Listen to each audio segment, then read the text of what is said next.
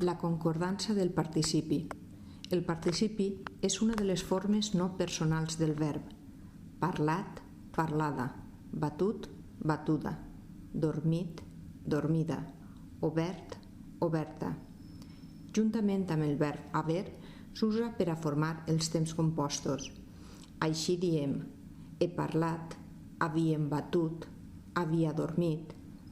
En els temps compostos, el participi concorda amb el complement directe quan es representa pels pronoms el, la, els, les i en.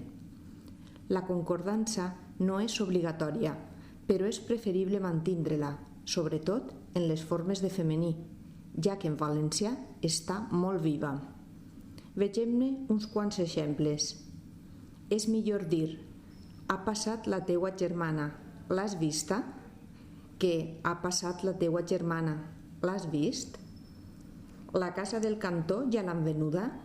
Millor que la casa del cantó ja l'han venut? Com que li agradaven les botes que portava, li les he regalades. Millor que com que li agradaven les botes que portava, li les he regalat.